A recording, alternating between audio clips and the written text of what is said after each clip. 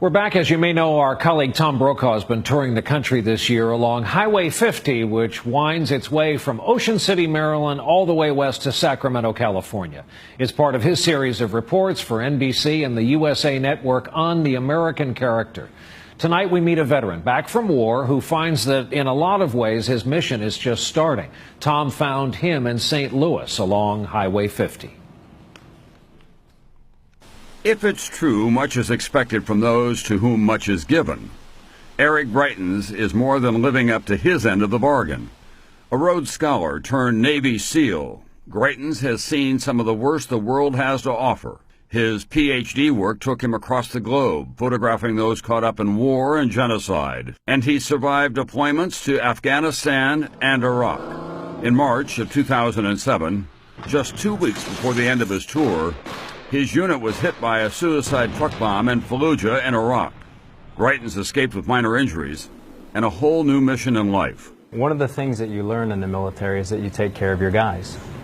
What Greitens heard from his fellow veterans was that despite their wounds, they wanted to continue to serve.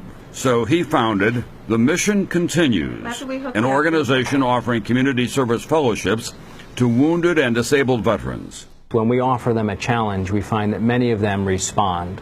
It's the first time that somebody's come to them and has asked them to start to serve again. Philip Sturgeon was one of those who responded. An Iraqi rocket-propelled grenade left him with traumatic brain injury and post-traumatic stress disorder. Come. Good boy. As part of his fellowship, Philip is training LT, a chocolate lab, to be a service dog for another wounded veteran. How does he help you? He gives me purpose. He gives me something to look forward to during the day. He gives me a reason of being, the knowledge to know that I'm still serving, that I'm giving back to someone else. And the thing about Labradors especially, you get unconditional love from them. Yes, sometimes more than I want. Philip has another reason for his mission. His dad confined to a wheelchair from his tour in Vietnam. Very true. Philip wants nothing more than to see a veteran, like his dad, have the gift of a dog that he trained. Man of very few words, but a lot of pride. He's my hero. Yeah, be careful.